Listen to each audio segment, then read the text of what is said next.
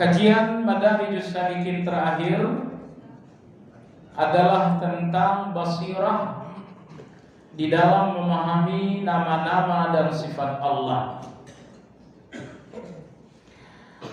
Hari ini insya Allah kita akan lanjutkan pembahasan pada macaman basirah yang kedua dan yang ketiga. Sebelumnya disampaikan kepada seluruh jamaah bahwa pekan besok, pekan terakhir jelang Ramadan, direncanakan pekan besok insya Allah kita akan ada kajian Tarhib Ramadan mengenai ahwalur Rasul sallallahu alaihi wasallam. Artinya bagaimana Rasulullah sebelum masuk Ramadan, dan apabila Ramadan telah masuk, bagaimana beliau bersama Allah, bagaimana beliau bersama istri, dan bagaimana beliau bersama para sahabat. Ini insya Allah kajian Tarhib Ramadan untuk pekan besok. Kemudian yang kedua, masuk Ramadan Sabtu pertama dan Sabtu kedua, kemungkinan ada yang ngajak saya untuk safar. Berarti kita libur 2 kali Sabtu. Kemudian Sabtu yang kedua dan berikutnya 2 kali pertemuan, insya Allah kita kajian lagi. Kalau nanti bisa dikondisikan dengan para DKM hafizahullah ta'ala. Seperti biasa kajian Ramadan biasanya adalah kajian sirah. Baiklah jemaah sekalian, halaman 205. Imam Ibnu Qayyim rahimahullah berkata, tingkatan basirah yang kedua adalah basirah terhadap perintah dan larangan Allah. Jadi Allah Subhanahu wa taala mengikat kita. Jadi keimanan terhadap Allah adalah sebuah akad. Keimanan kepada Allah adalah sebuah akad. Akad di mana terdapat sejumlah kewajiban.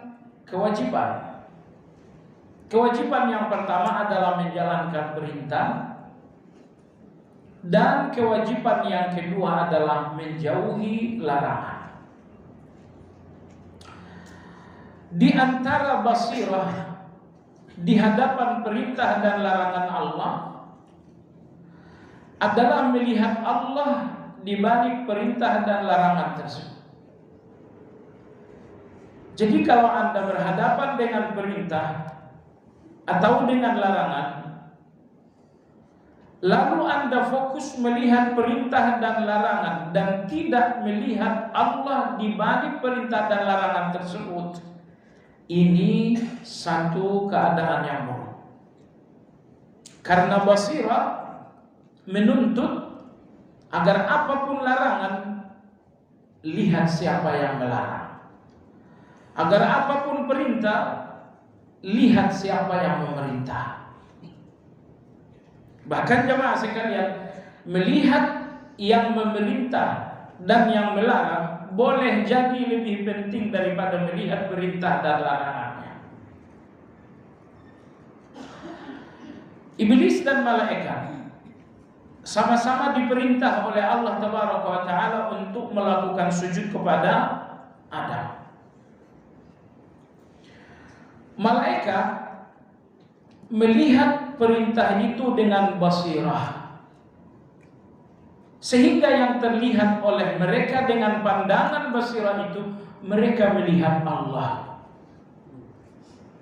Karena mereka melihat Allah, sehingga perintah ini memiliki keagungan dalam hati para malaikat. Mereka tidak lagi melihat Adam, makhluk baru, junior kemarin sore. Mereka tidak mau melihat itunya. Tapi mereka melihat siapa yang memerintah. Jawabannya Allah. Karena mereka telah melihat Allah, maka mereka pun melihat perintah dengan penuh keagungan.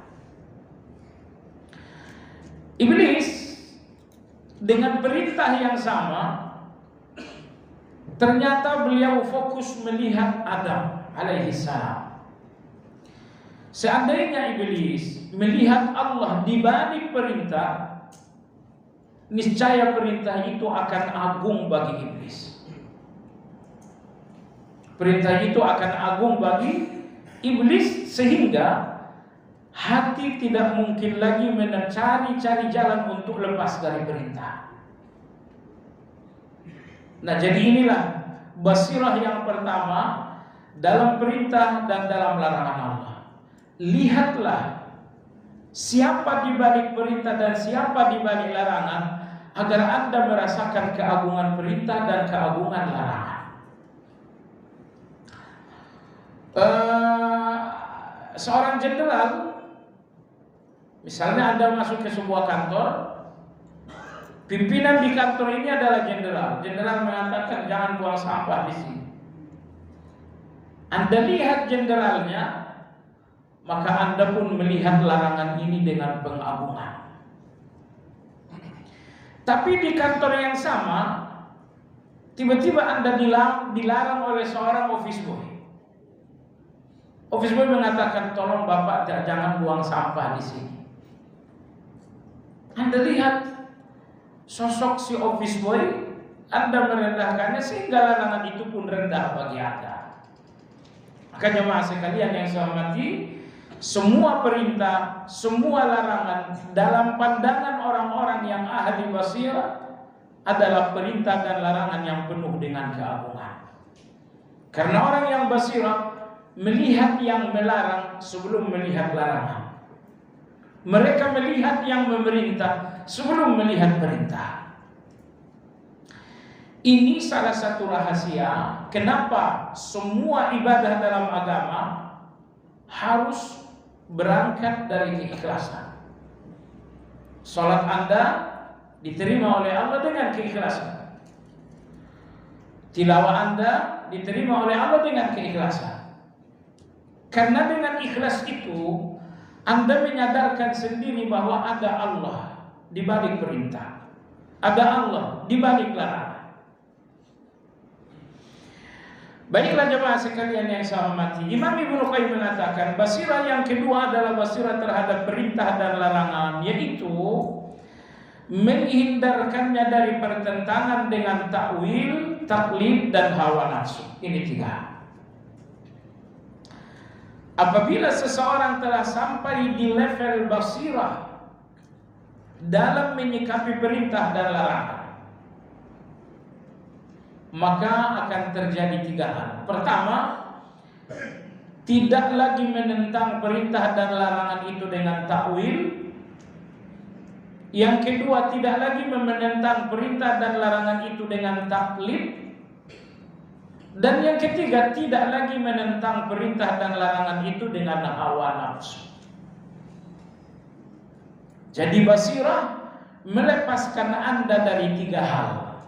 Melepaskan Anda dari takwil, melepaskan Anda dari taklid, melepaskan Anda dari hawa nafsu. Inilah tiga penyakit semua orang di hadapan perintah dan larangan Allah. Baik, kita mulai penyakit yang pertama. Penyakit yang pertama adalah takwil. Yang dimaksud dengan takwil, mengubah penafsiran dari yang sesungguhnya. Mengubah penafsiran dengan yang sesungguhnya. Ambil contoh misalnya, ketika Allah berfirman terhadap para wanita, وَلْيَضْرِبْنَ بِخُمُرِهِنَّ عَلَى جُيُوبِهِنَّ. Hendaklah para wanita memanjangkan jilbab terjuntai menutupi dada mereka.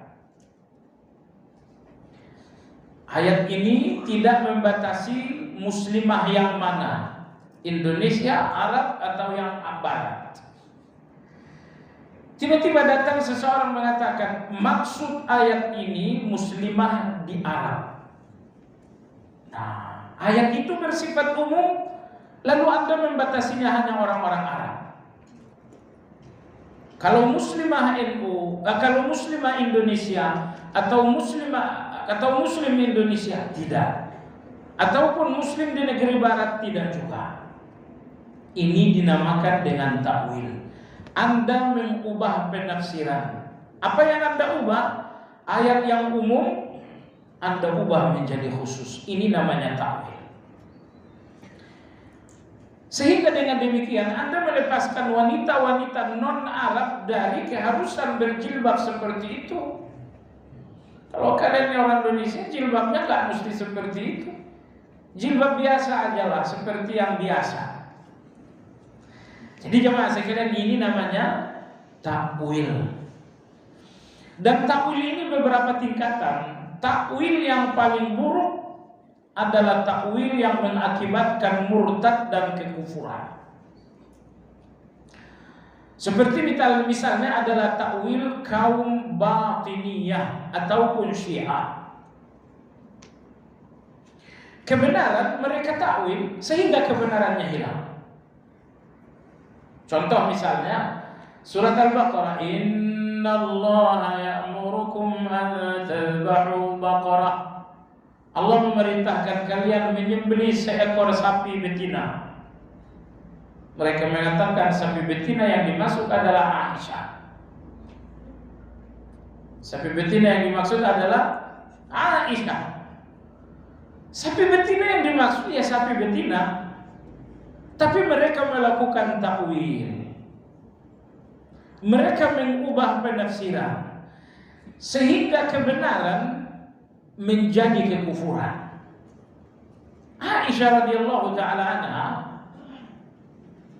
nama baiknya atau nama Aisyah telah dibersihkan oleh Allah dalam surat An-Nur.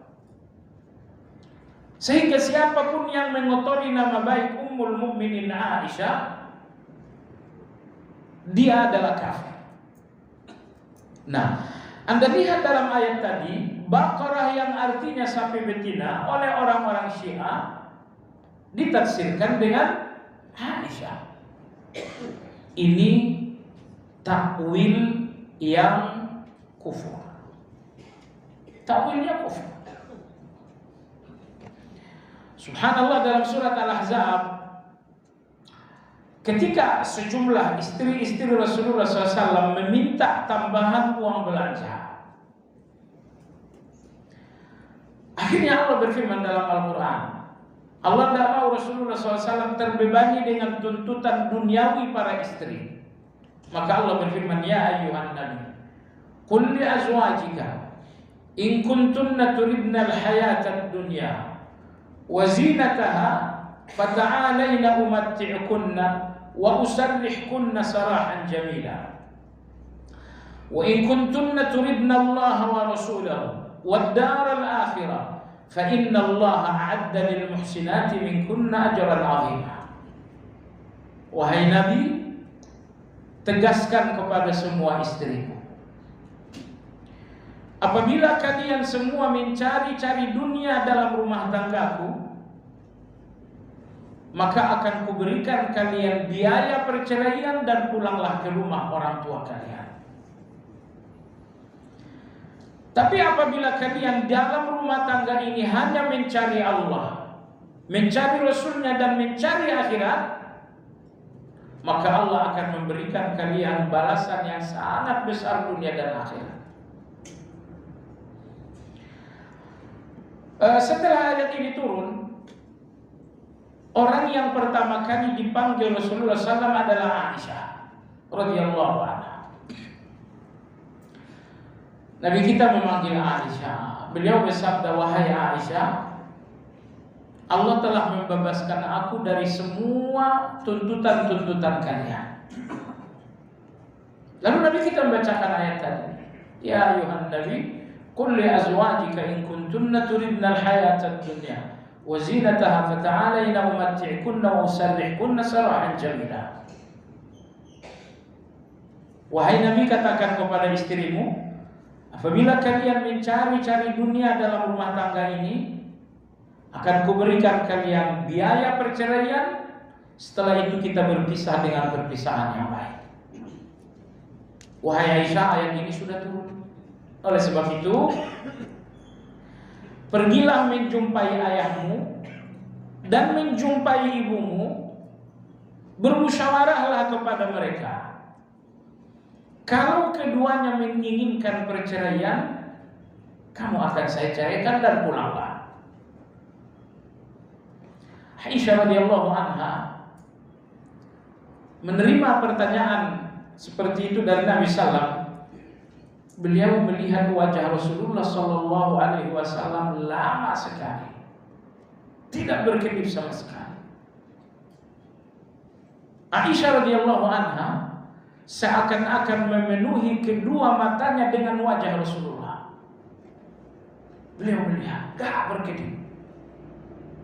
Setelah itu beliau mengatakan, ya Rasulullah, a'alaika astaghfir. Ya Rasulullah, pantaskah aku minta pendapat orang lain untuk meninggalkanmu?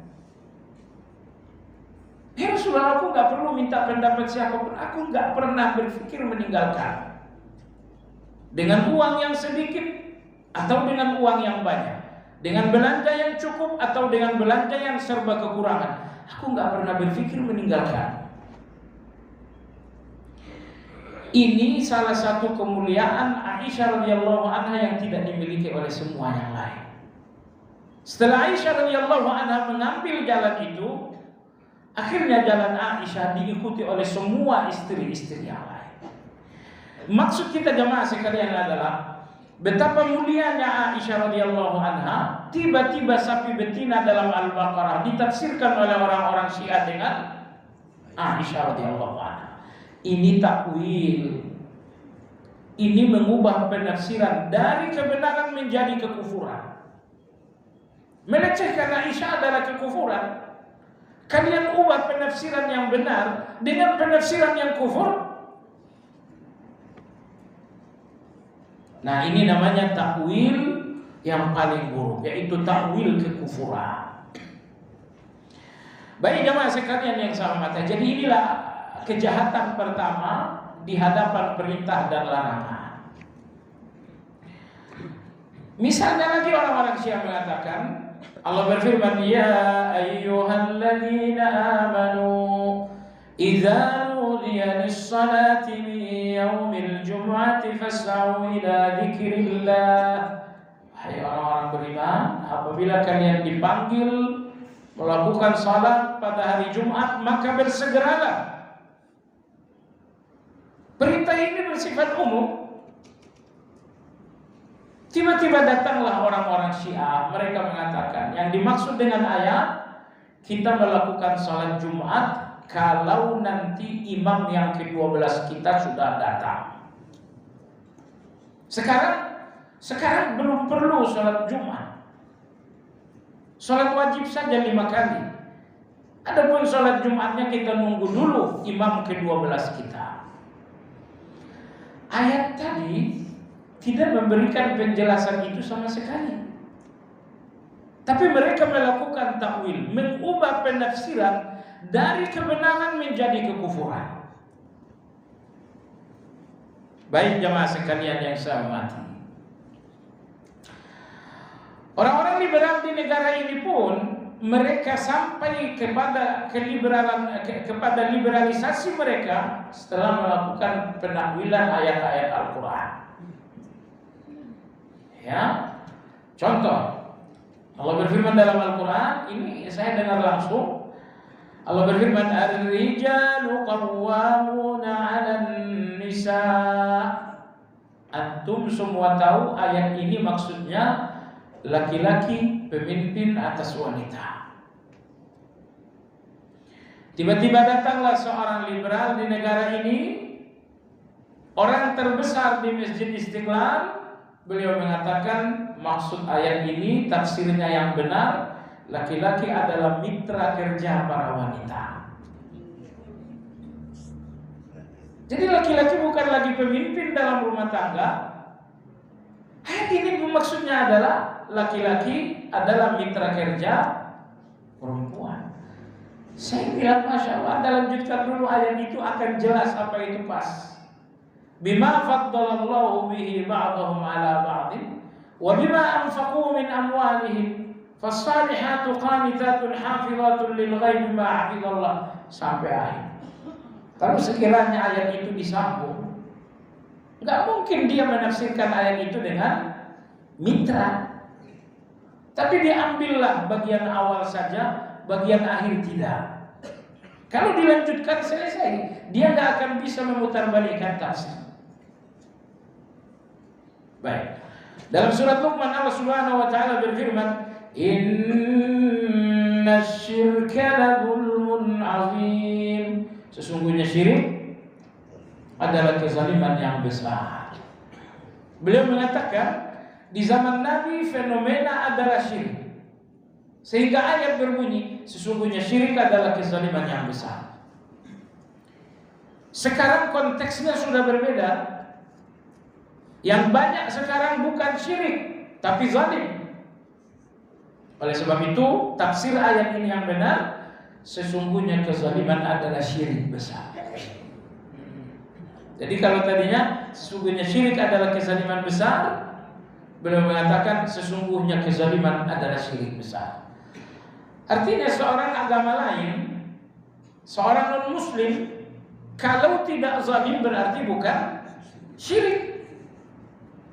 Tapi seorang muslim meskipun bertauhid, tapi kalau dia zalim berarti dia syirik. Ini perhatikan bagaimana definisi-definisi agama ini mereka hancurkan. Tapi bagaimanapun ini semangat liberalisasi mereka. Baiklah jamaah sekalian yang saya hormati, ini nomor 1. Apa itu? Jangan tentang perintah dan larangan Allah dengan takwil alias penafsiran-penafsiran yang menyimpang. Penafsiran-penafsiran yang menyimpang. Yang kedua, jangan menentang perintah dan larangan Allah dengan taklid. Dengan taklid. Apakah taklid terhadap ajaran nenek moyang? Ataukah taklid kepada guru? Atau mazhab tertentu? Semua jenis taklid untuk melawan perintah dan larangan adalah taklid yang tercela. Taklid yang tercela. Saya kira ini contohnya terlalu banyak. Bagaimana banyak kebenaran yang ditentang dengan alasan taklid, dengan alasan ikut-ikutan. Dari dulu juga sudah begini, kenapa dirubah-rubah?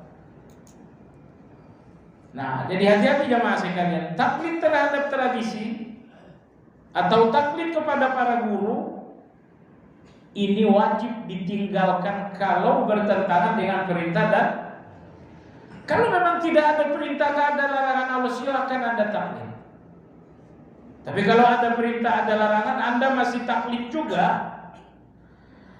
Contoh Nabi kita bersabda dalam hadis Ka'ab bin Ujrah, bagaimana ya Rasulullah kami bacakan salawat? Nabi kita mengatakan, ucapkan Allahumma salli ala Muhammad. Tiba-tiba ada yang menambah Allahumma salli ala Sayyidina Muhammad.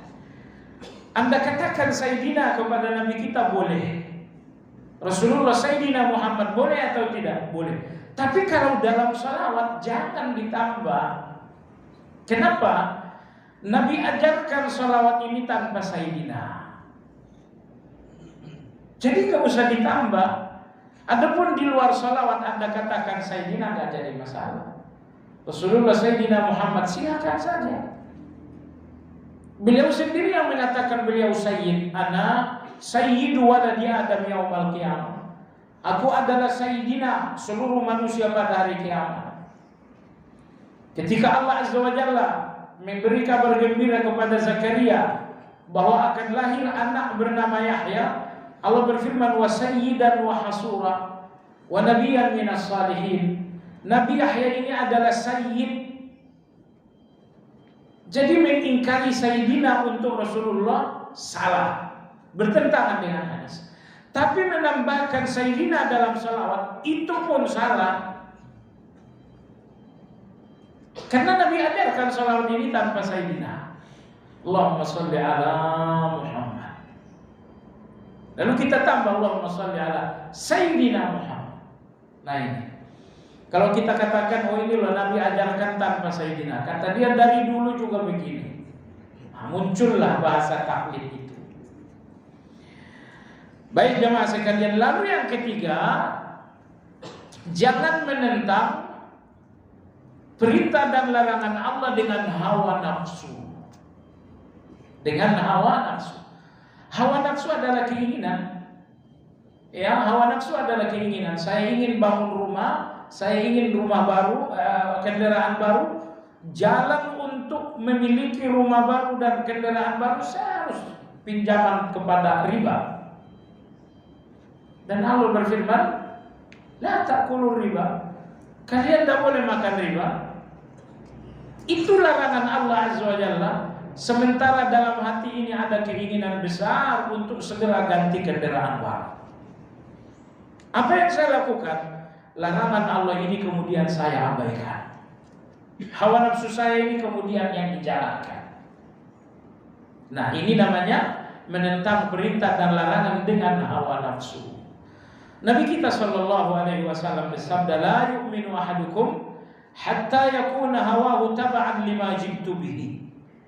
Kalian gak akan memiliki iman yang sempurna sebelum keinginan kalian tunduk di hadapan semua wahyu yang aku bawa.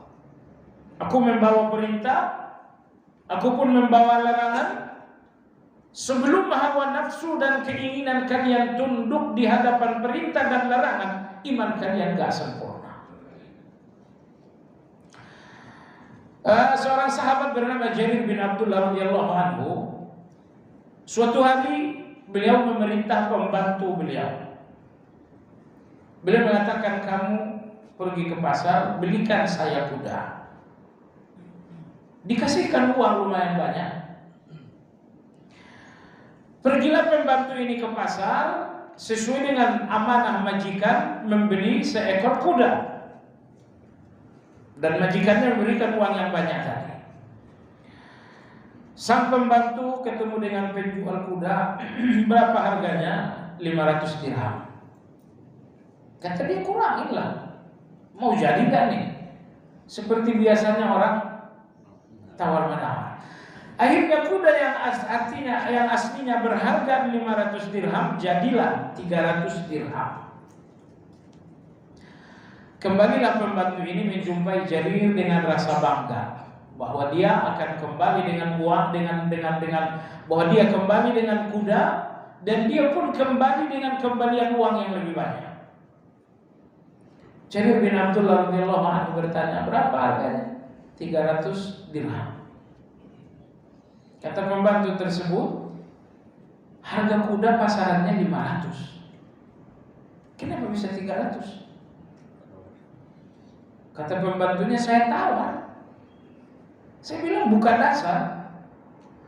Dengan berbagai macam bahasa saya lakukan tawar-menawar, akhirnya jadi 300. Jarir bin Abdullah radhiyallahu anhu mengatakan, sekarang juga kamu ke pasar, panggil orangnya ke sini. Akhirnya sang pembantu ke pasar dan meminta penjual kuda untuk datang ketemu dengan majikan beliau. Jarir bin Abdullah bertanya, berapa harga kuda ini aslinya? Si penjual mengatakan 500 dirham. Kata Jarir, iya, itulah dugaan saya. Kalau saya bayar 600 dirham mau? Kata penjual, iya saya mau, jelas saya mau. Gimana kalau 700? Jelas saya mau. Ya sudah, kalau begitu saya bayar kuda ini seharga 800 dirham. Tawar ke bawah atau ke atas? Ke atas. Dia bayar 800 dirham dan kembalilah tukang kuda ini. Mungkin langsung pulang rumah, itu tidak jualan lagi. Jual satu, hasil dua, kan itu berarti. Si pembantu ini kaget, heran. Beliau mengatakan, wahai majikanku, kenapa seperti itu? Ini namanya jual beli rugi, bukan jual beli untung. Kata Jarir bin Abdullah radhiyallahu anhu, aku telah berbaiat kepada Rasulullah sallallahu alaihi wasallam untuk melakukan kebaikan kepada semua orang. Jadi suatu hari Rasulullah SAW mengundang beberapa orang sahabat, hanya 6 orang saja, untuk dibaiat dengan baiat khusus. Salah satunya adalah Jarir bin Abdullah. Apa baiatnya? Berbuat baiklah kepada semua orang. Dan saya tidak merasa berbuat baik kalau harga 500 kita bayar 300. Saya pun tidak merasa berbuat baik 500 bayar 500. Saya merasa telah menjalankan baiat itu kalau 500 saya bayar 800. Jemaah sekalian, kembali kepada pembicaraan kita. Memang dalil-dalil agama ini kalau sudah lepas dari hawa nafsu baru kita melihat keindahan. Dalil-dalil agama ini ketika telah lepas dari hawa nafsu Anda akan melihat keindahan. Tapi dalil-dalil agama ini dijalankan dengan hawa nafsu, Anda akan melihat kejahatan. Makanya di sini Imam Ibnu Qayyim mengatakan, seseorang dinamakan basirah di hadapan perintah dan larangan Allah apabila dia mengabaikan hawa nafsunya dalam menjalankan perintah dan larangan. Jangan lagi matikan keinginan Anda kalau sudah ada perintah dan larangan. Keinginan ini diatur bukan mengatur. Keinginan ini budak bukan majikan. Baiklah.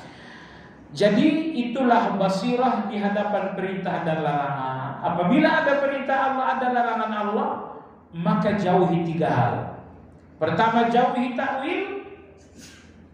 Yang kedua, jauhi taklid. Yang ketiga, jauhi hawa nafsu.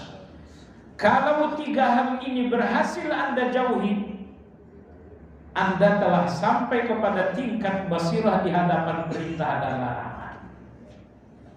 Baik. Basirah yang ketiga adalah basirah terhadap janji dan ancaman. Nah, di sini beliau berbicara panjang lebar.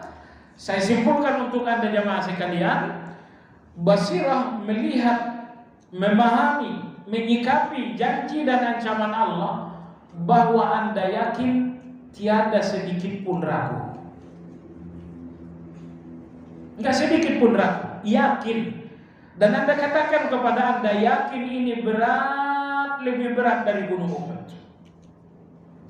Lebih berat dari gunung Uhud. Ibn Mas'ud radhiyallahu taala anhu mengatakan, beliau mengatakan agama ini adalah keyakinan. Maka orang yang enggak memiliki keyakinan seolah-olah dia enggak memiliki agama. Subhanallah. Saya merasa, saya khawatir mayoritas kita menjalankan agama ini dengan keraguan-raguan. Menjalankan agama ini dengan keraguan-raguan. Keraguan-raguan terhadap janji-janji Allah Subhanahu wa taala. Baik. Di mana bencana dan persoalan kita? Persoalan kita terletak pada satu pola yang sangat keliru. Jadi begini.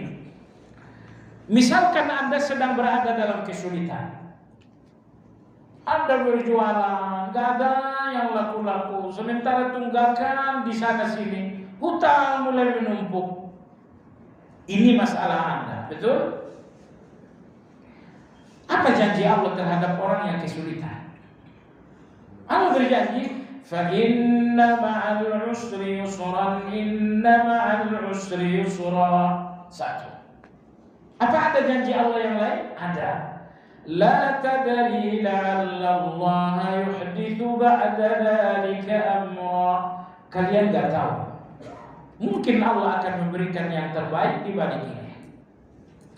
Apakah ada janji Allah yang lain? Ada. Wa may yattaqillaha yaj'al lahu makhraja. Apa ada janji yang lain? Ada. Wa yarzuquhu min haitsu la yahtasib. Apa ada janji yang lain? Ada. Wa may yattaqillaha yaj'al lahu min amrihi yusra. Apa ada janji yang lain? Ada. Wa may yatawakkal 'ala Allah fa huwa hasbuh. Apa ada janji yang lain? Ada. Allah berfirman, ud'uni astajib lakum. Banyak sekali janji Allah.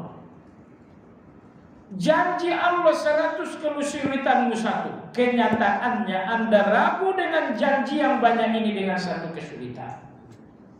Sudah Anda lihat? Janji Allah tadi banyak. Saya hanya menyampaikan 3 sendok tadi. Padahal janji Allah itu lautan gak bertepi. Tapi kenyataannya, ketika kita udah berhadapan dengan kesulitan, pikiran ini telah terbebani dengan kesulitan, 100 janji Allah itu menjadi keraguan dalam satu kesulitan. Inna lillahi wa inna ilaihi raji'un. Mestinya jemaah sekalian, kesulitan Anda kalah dengan janji-janji Allah itu. Tapi enggak demikian. Janji-janji Allah itu yang kalah dengan besarnya kesulitan ini. Anda bukan seorang yang basirah. Karena seorang yang basirah melihat janji Allah dengan satu, dengan keyakinan. Dan mungkin Anda masih ingat, yakin adalah tingkatan ilmu yang paling tinggi. Demikian disampaikan Imam Ibn Hayyan rahimahullah. Apa yang Anda tahu secara umum itu ilmu. Tapi apa yang Anda pahami sedalam-dalamnya itu dinamakan dengan yakin. Maka yakin kata beliau adalah tingkatan ilmu yang paling tinggi. Allah berfirman, wa bil akhirati hum yuqinun. Orang-orang yang bertakwa melihat akhirat itu bukan dengan ilmu, tapi mereka melihat akhirat itu dengan yakin. Karena yakin itu di atas atau tingkatan paling tinggi dari ilmu dinamakan dengan yakin. Baik. Kembali kepada contoh yang saya berikan tadi, di mana persoalan kita jemaah sekalian? Persoalan kita begini. Saya ini kalau sudah berada dalam satu kesulitan, kesulitan itu saya masukkan hati dan pikiran sedalam-dalamnya. Sehingga kesulitan tadi menjadi kegelisahan yang berlebihan. Dari mana tahu kalau kesulitan ini saya masukkan hati sedalam-dalamnya? Ketika kamu gelisah berlebihan, berarti kesulitan telah kamu tanam sedalam-dalamnya di hati. Baiklah, kalau kesulitan telah ditanam dalam hati sedalam-dalamnya, setelah itu Anda lihat janji Allah. Anda gak lagi melihat janji ini dengan yakin. Anda lihat janji Allah dengan ragu. Masa sih? Misalnya, jualan tak laku, hutang menumpuk, janji Allah kepada Anda, janji Rasulullah kepada Anda, bacakanlah doa. Allahumma inni a'udzubika minal hammi wal hazan sampai akhir. Anda berpikir masa sih? Masa hutang saya selesai dengan doa? Ya Allah, Anda ragu dengan doa ini karena kesulitan Anda terlanjur masukkan dalam hati sedalam-dalamnya, sehingga hati ini gak menemukan jalan lagi untuk yakin terhadap janji Nabi SAW. Semestinya jemaah sekalian, janji-janji Allah dan Rasulullah itulah yang Anda masukkan ke dalam hati sedalam-dalamnya. Setelah itu lihatlah kesulitan Anda akan melihat kesulitan ini kecil kalau dalam hati Anda keyakinan itu kokoh. Jadi jangan dibalik. Jangan lihat janji Allah dengan kesulitan Anda. Niscaya janji ini akan lemah, akan jadi keraguan Anda. Tapi lihatlah kesulitan Anda dengan janji-janji Allah. Niscaya kesulitan ini sangat kecil. Agama ini tidak mengajarkan kita melihat janji Allah dengan kesulitan. Tapi agama ini mengajarkan lihat kesulitan dengan janji Allah. Ini jangan dibalik. Saya ulangi, jangan lihat janji Allah dengan kesulitan, tapi lihat kesulitan dengan janji. Ini kesulitan saya, lihat dengan janji Allah. Lihat dengan janji Allah Azza wa Jalla. Nah, projek iblis untuk setiap kita adalah bagaimana menggelisahkan. Makanya kalau Anda merasa pikiran Anda gelisah berlebihan, sedih berlebihan, 100% pikiran Anda dalam kekuasaan iblis. Kenapa jamaah sekalian? Karena pikiran yang gelisah berlebihan akan lemah untuk yakin kepada Allah. Ternyata tujuan iblis membuat Anda gelisah agar Anda tidak yakin dengan pertolongan Allah Azza wa Jalla. Subhanallah, sekali lagi, gelisah yang berlebihan, malam tak bisa tidur, siang tak bisa makan, diajak bicara jawab tak jawab.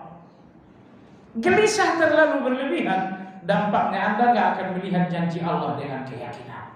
Ternyata itulah bencana besar kalau gelisah ini berlebihan. Anda akan hilang keyakinan kepada Allah Azza wa Jalla.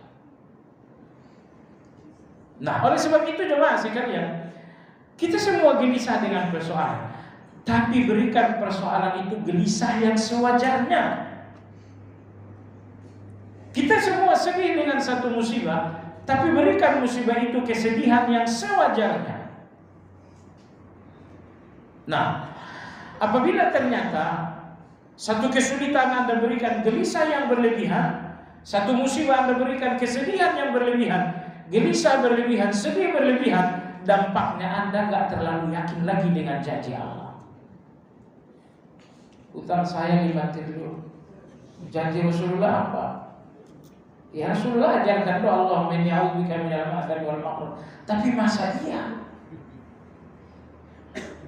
gelisah kamu terhadap hutang ini berlebihan?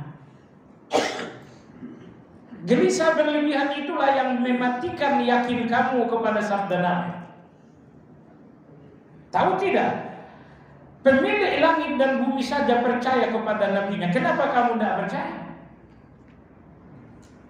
Pemilik langit dan bumi, Allah Azza wa Jalla, Allah memberikan kepercayaan kepada Nabi-Nya. Nabi bersabda, "Afala ta'manuni wa ana aminu man fis sama?"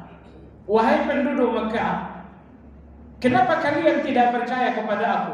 Padahal yang ada di langit saja percaya kepada aku. Allah membenarkan Nabi-Nya. Nabi bicara begini dibenarkan oleh Allah. Jadi maka jamaah sekalian yang saya hormati, ingat, apapun yang membuat Anda ragu dengan satu keyakinan, semuanya dari syaitan.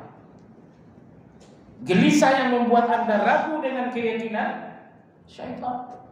Sedih yang membuat Anda ragu dengan keyakinan, syaitan.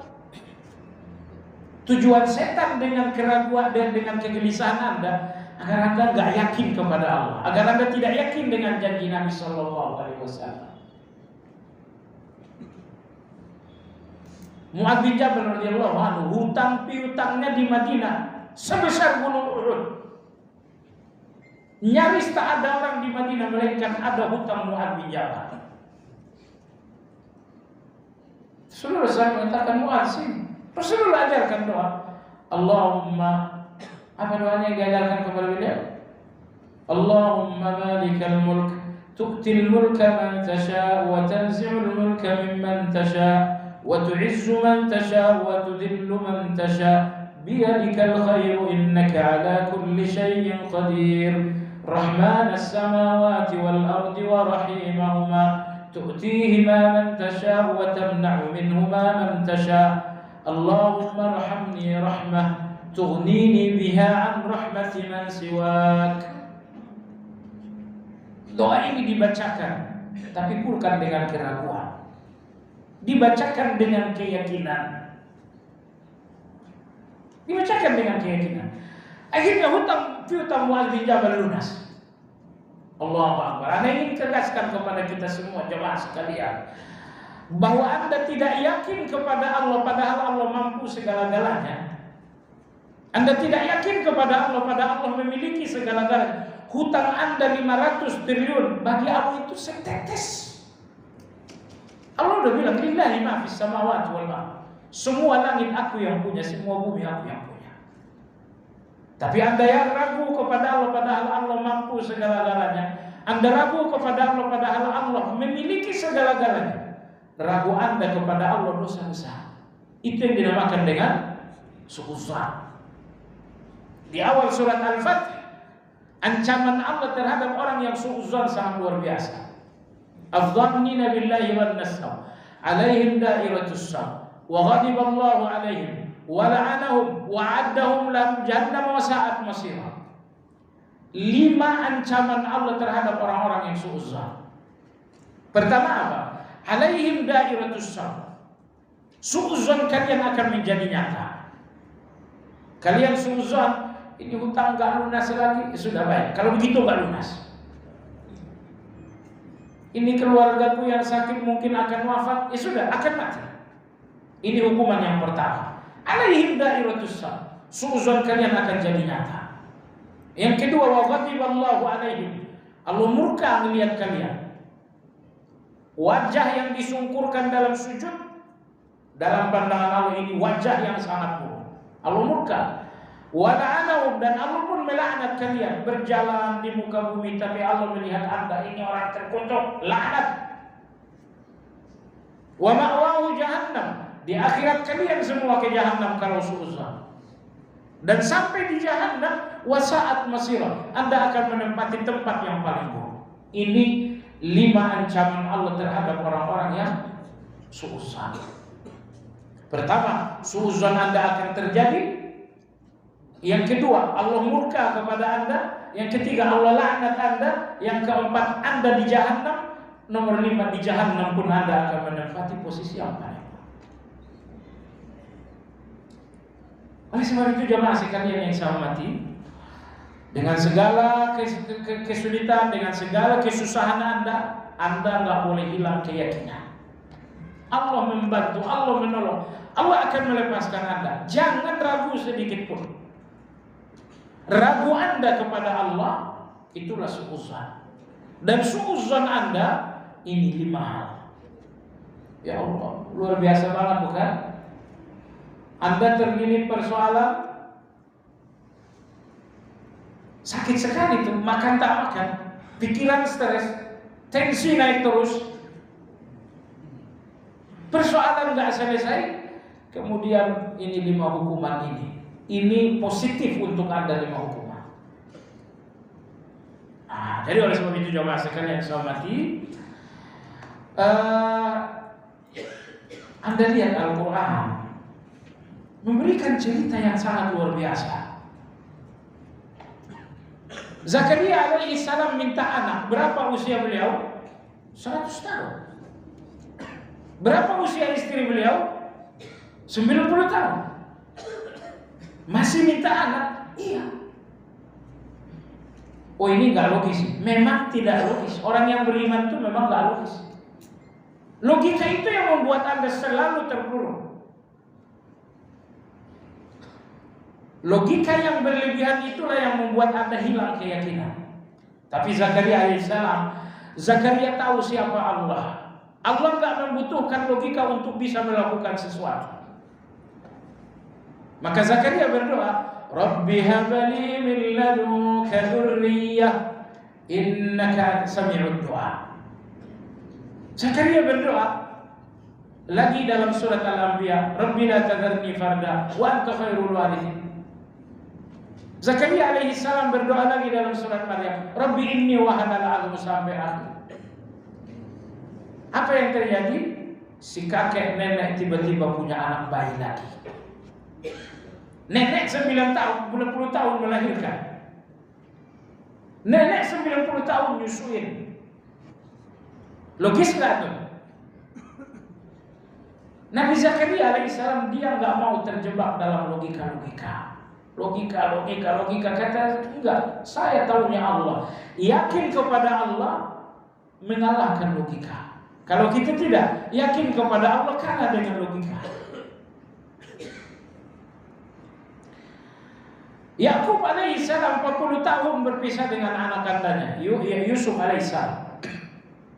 Sampai akhirnya rindu, menangis, dan akhirnya beliau mengalami kebutaan.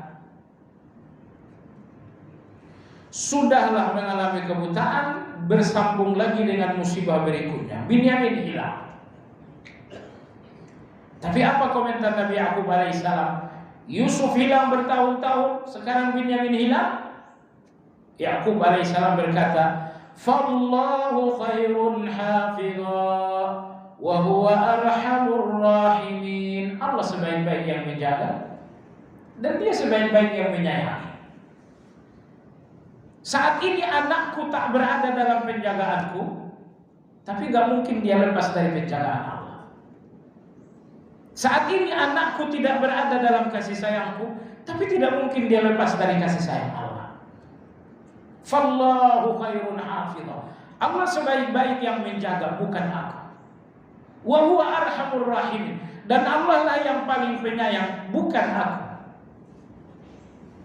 Subhanallah. Inilah para nabi jemaah sekalian. Mereka gak mau mengalahkan keyakinan mereka dengan logika. Mana faktanya Yusuf akan pulang? Mana faktanya Benyamin akan kembali? Tidak ada fakta. Tapi satu keyakinan kepada Allah Azza wa Jalla. Memang Benyamin, memang Yusuf tidak ada dalam penjagaanku, tapi dia nggak mungkin lepas dari penjagaan. Yusuf alaihi salam tak ada dalam kasih sayangku, tapi nggak mungkin dia lepas dari kasih sayang Allah. Fallahu khairun hafidha wa huwa arhamur rahim. Jadi jamaah sekalian yang saya hormati, kalau Anda lihat kisah-kisah Al-Quran, bagaimana Allah memberikan keajaiban kepada Musa, keajaiban kepada Zakaria, keajaiban kepada Yakub. Tujuan Anda membaca kisah-kisah para nabi agar Anda lihat keajaiban Allah, kemampuan Allah, sehingga Anda nggak punya keraguan kepada Allah. Kalau kita masih ragu-ragu lagi dengan janji-janji Allah Azza wa Jalla, suudzon kepada Allah Azza wa Jalla. Baik jemaah sekalian yang saya hormati, jadi basirah yang ketiga adalah lihat janji Allah dan ancaman Allah dengan keyakinan. Keyakinan yang tidak tergoyahkan dengan keraguan, tidak tergoyahkan dengan logika. Kata Nabi kalau baca ini hutang lunas, ya. Logisnya bagaimana? Kita tidak beragama dengan cara seperti itu. Beragama dengan cara melemahkan keyakinan dengan logika-logika itu bukan cara beragama. Justru yang cara beragama melemahkan logika-logika itu dengan keyakinan. Nah, jadi orang yang rawan tidak bisa yakin dengan janji Allah adalah orang yang selalu logis. Nyatanya jualan tak laku, nyatanya hutang saya banyak. Oh iya, kau lihat kenyataan itu, tapi apakah kau lihat kenyataan yang lebih besar? Kenyataan yang lebih besar bahwa Allah Maha menolong. Kenyataan yang lebih besar bahwa Allah Maha membantu. Baik jemaah sekalian yang saya hormati. Jadi inilah 3 tingkatan basirah. Basirah yang pertama, basirah tentang Allah, nama dan sifatnya. Basirah tentang Allah adalah bahwa Anda yakin kepada Allah, nama dan sifatnya seolah-olah Anda melihat Allah. Yang kedua, basirah terhadap perintah dan larangan Allah, bahwa Anda enggak menentangnya dengan takwil, dengan taklid, kemudian dengan hawa nafsu.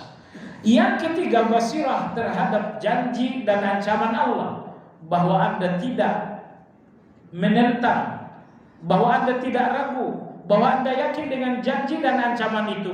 Anda sedikit pun tidak ragu.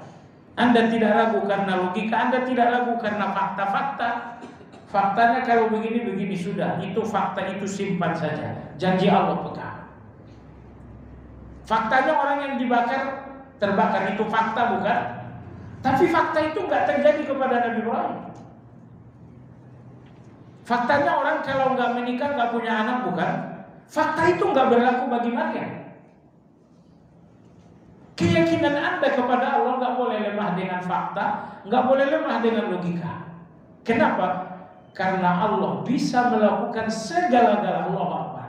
Zikir terbanyak Anda salah satunya sehari semalam, la ilaha illallah wahdahu la syarika lahu, lahul mulku wa lahul hamdu wa huwa ala kulli syai'in qadir. Allah mampu segala-galanya. Yang tak sesuai fakta Allah mampu, yang tak sesuai logika Allah mampu. Jadi jangan wa huwa ala kulli syai'in qadir Anda ragulan.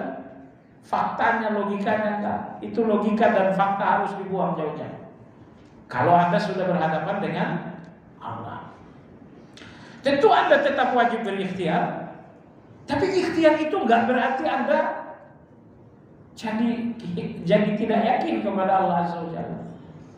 Baiklah, demikian insya Allah yang akan datang mungkin lama ya, manzilah basirah menurut pengarang manazilus sa'id. Demikian kajian hari ini. Wallahu a'lam.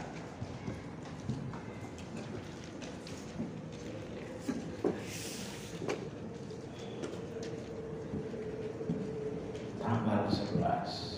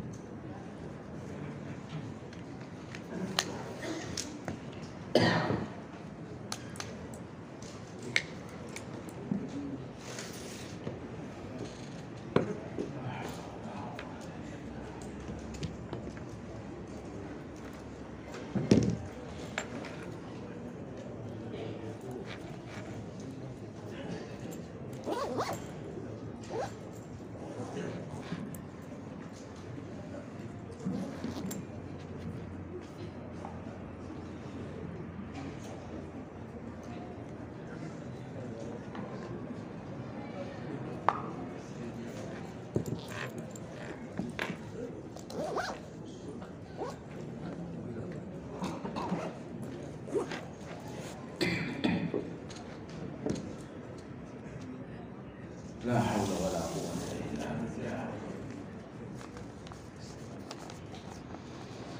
Apakah benar untuk menggunting kuku sunnahnya di hari Jumat? Apakah benar bila di hari Sabtu dapat menggerogoti tubuh, menunggu hilangnya berkah? Senin alim, adil, cerdas, Selasa kebinasaan. Ini semuanya dusta, nggak betul. Ya, jangan percaya. Karena memang nggak betul. Tragedi kalau Anda percaya padahal nggak betul. Ini tidak benar. Seorang yang kehilangan hartanya, di mana harta itu dibakar dengan cara yang haram, korupsi, mengapa dilarang berdoa untuk meminta ganti yang lebih baik, padahal harta itu tetap rezekinya walaupun didapat dengan cara yang haram? Iya, minta saja yang ganti yang lebih baik. Ya. Dan Anda ingin katakan kepada antum jemaah sekalian, keterangan Al-Quran menunjukkan pemberian super ajaib dari Allah akan jatuh ke tangan orang-orang yang meninggalkan murka Allah karena Allah. Anda yang meninggalkan kemurkaan Allah, ini riba Anda tinggalkan. Anda tinggalkan riba karena Allah. Ini.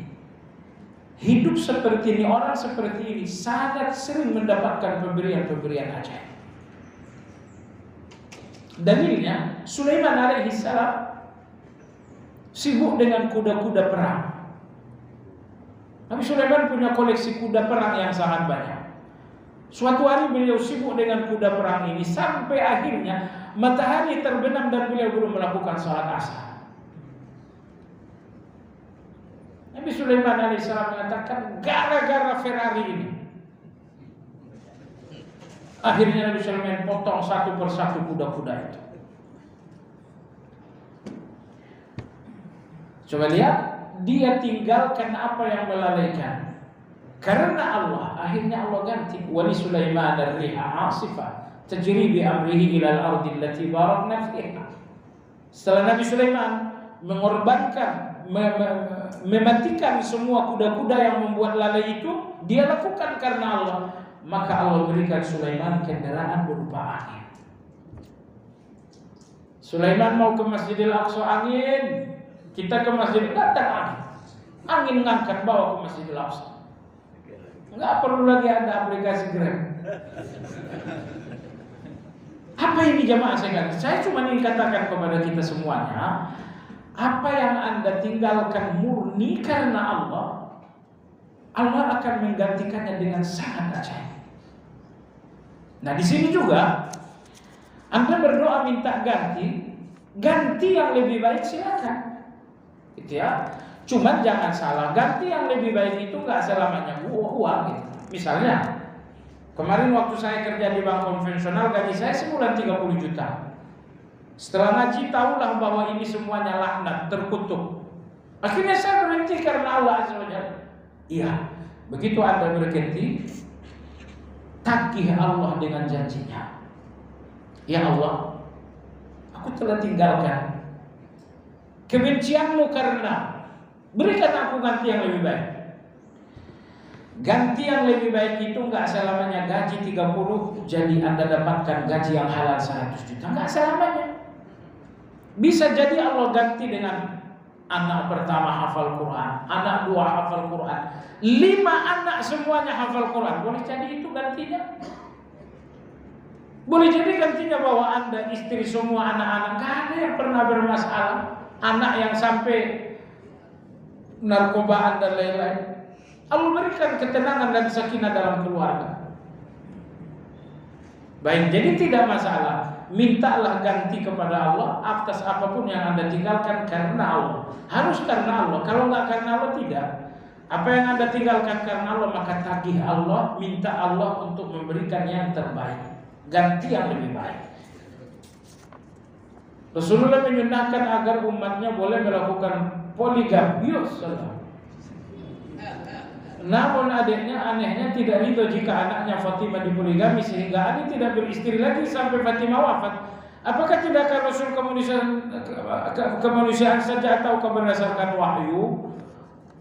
Ali saat itu mau berpoligami dengan musuh, dengan istri, dengan wanita dari apa namanya, dengan wanita putri dari musuh Rasulullah SAW. Ya. Poligami dengan siapa? Dengan putri dari salah seorang musuh Nabi Sallallahu Alaihi Wasallam. Dan tentu itu bisa jadi sangat rawan. Seorang wanita dinikahi, saya tahu pura-pura istri ternyata mencari kelemahan belakang. Nah, jadi ala kulli hal, Nabi Sallallahu Alaihi Wasallam menolak poligami itu bukan dari aspek syariatnya, tapi dari aspek lain. Aspek lain yang pertama, Fatimah radhiyallahu anha sendiri sangat gelisah, beliau sangat takut, beliau sangat sedih, dan Nabi alaihissalam tidak menolak syariatnya, tapi beliau melihat keadaan Fatimah, maksud saya. Anda juga begitu. Ketika Anda akan berpoligami dan istri Anda belum sepenuhnya puas, jangan main terobos. Anda siap dengan peperangan. Jadi maksudnya gini, menerobos kesedihan istri yang pertama, akhirnya Anda poligami dengan istri yang kedua. Apa yang terjadi? Anda tidak bisa menikmati yang kedua karena pertempuran maha dahsyat dengan yang pertama. Lagi di sini tahu-tahu masih di kamar, tiba-tiba pagar kendaraan ditabrak sama istri pertama. Mau ngapain nanti? Dan yang kedua, penolakan Rasulullah SAW. Jadi apa yang dilakukan Rasulullah itu masuk akal. Kalau memang istri nangis-nangis, istri belum siap, ya sudah. Jangan buru-buru. Berikan istri Anda 1000 alasan untuk satu keinginan. Jangan sampai satu keinginan alasan Anda gak ada sama sekali. Sunnah Nabi. Sunnah Nabi juga jangan bikin orang gelisah. Sunnah Nabi juga. Nah jadi sudah bikin dulu dia, berikan dia pendekatan. Perlu pendekatan. Jadi penolakan Nabi pertama karena dari segi Fatimahnya sendiri sangat berat hati. Dan yang kedua karena calon Ali radhiyallahu anhu dalam poligami itu bukan calon yang baik.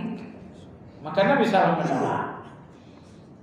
Tapi intinya ulama-ulama kita mengatakan penolakan Nabi termasuk penolakan Fatimah adalah karena wanita yang akan dinikahi Ali adalah wanita yang tidak tepat.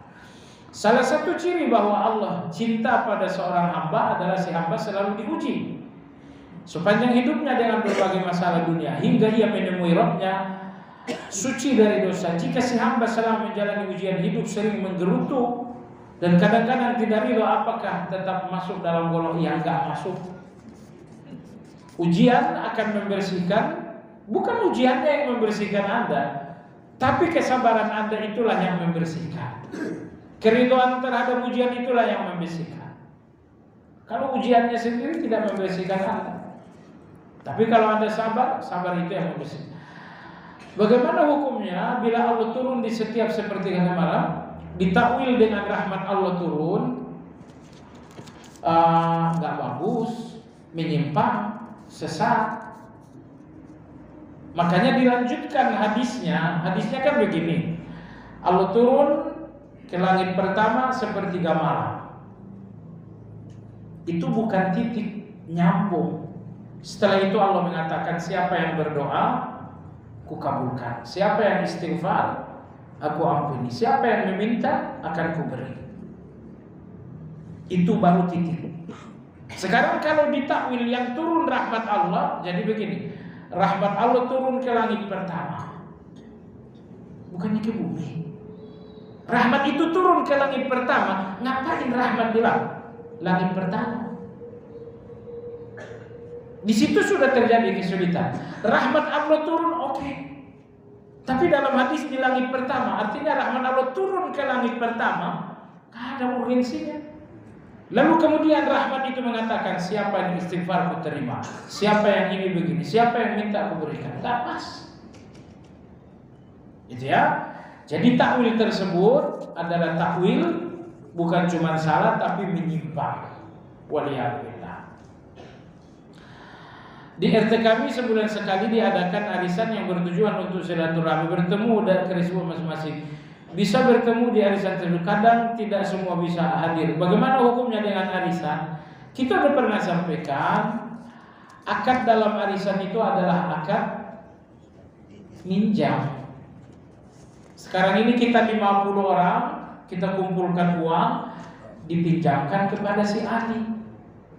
Bulan besok kita putungan lagi, kita pinjamkan kepada Muhammad.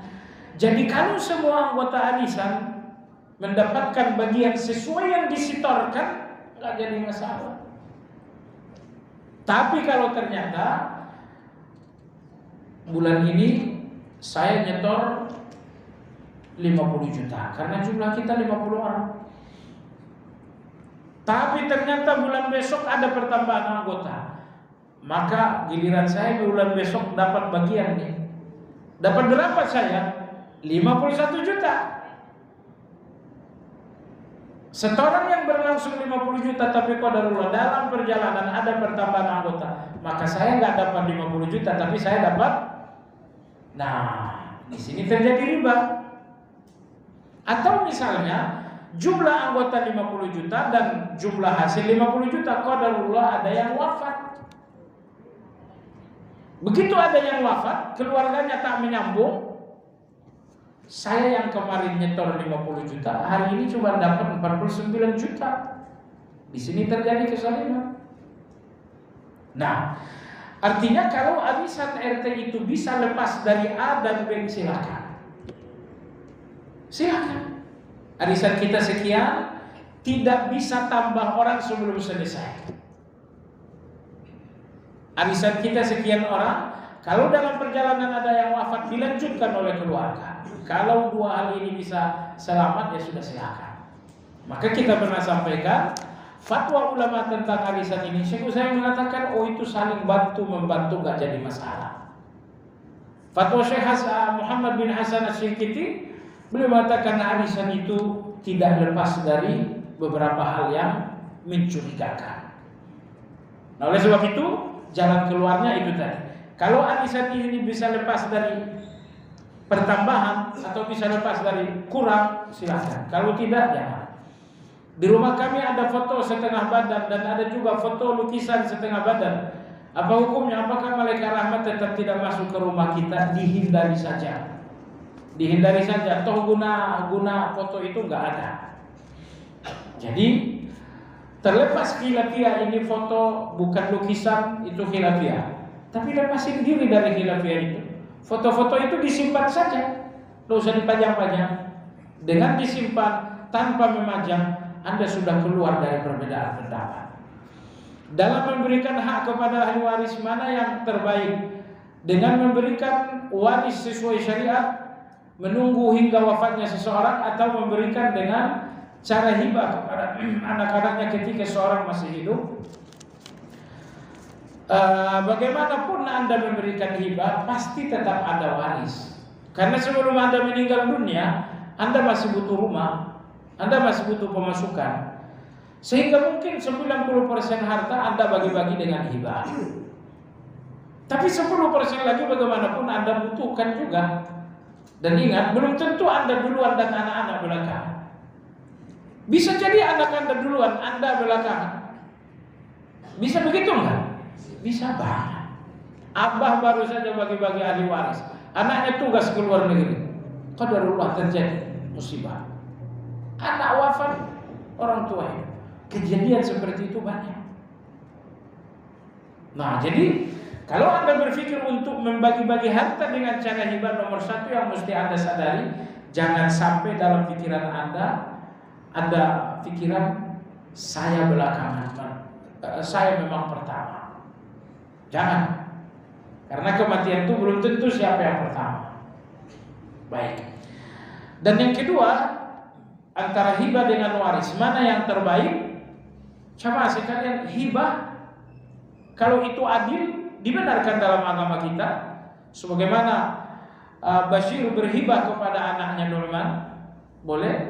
Tapi waris juga ajaran agama kita. Jadi dua-duanya boleh Anda lakukan. Mana yang terbaik? Yang terbaik mana yang lebih dekat kepada maslahat saja. Ya, mana yang lebih dekat kepada maslahat. Cuma saya katakan, walaupun Anda berpikir memberikan hibah, tetap Anda nggak bisa lepas dari waris. Karena kalau hibahkan sekian lagi Anda tetap pakai dan itu akan menjadi waris. Wallahu a'lam. Dalam melakukan kegiatan-kegiatan yang sangat penting dalam kegiatan hidupnya, tiba-tiba di tengah jalan menghadapi kesulitan, usahanya terasa gagal, apa yang dilakukan agar berhasil dalam usaha tersebut? Yang dilakukan, jawaban saya Anda pun tahu. Pertama, berdoa. Berdoa dengan penuh keyakinan. Kemudian yang kedua, Anda bertawakal. Kemudian banyak-banyak beristighfar. Kemudian yang keempat, berbuat baik kepada orang. Ini semuanya Anda sudah tahu. Modalnya cuma satu, yakin. Jangan ragu. Yakin, jangan ragu sama sekali.